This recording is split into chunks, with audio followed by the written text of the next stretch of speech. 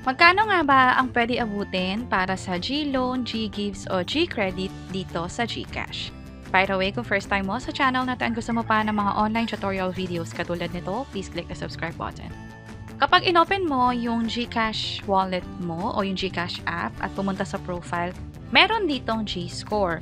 Depende sa G-score kung may enable mo yung sa borrow na part. Halimbawa, yung sa GLoan, GGives or GCredit. At kung sakaling ma-activate, magkano nga ba yung pwedeng abutin? Sa case ko, sa GLoan, ang binigay sa akin ng GCash ay nasa 100,000 pesos. Ang interest rate ay 1.99% per month at pwedeng bayaran up to 24 months. Sa GGives, ganun din, binigyan ako ng up to 100,000 pesos na pwedeng ma-loan sa kanila. Yung sa GCredit, yung medyo mababa, pag tinap ko yung borrow, GCredit, ang nabigay lang sa akin ay nasa 2,000 pesos. Pero magkano ba talaga yung maximum o yung pwede mong makuha? Para sa GLoan, pwedeng umabot ng 125,000 pesos. So, yung sa akin, 100,000 pesos.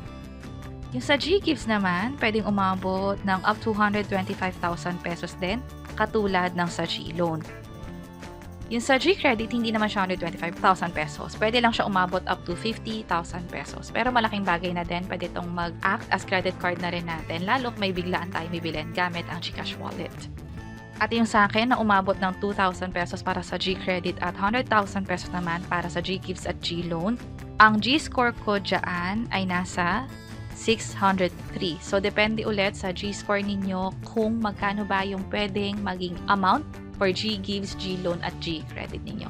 Sana nakatulong tong video na to. Kung oo, pakiclick ang like button at para sa iba't ibang mga tutorial videos, pwede nyo i-share ko itong mga nasa baba. Sana makatulong. See you sa next videos.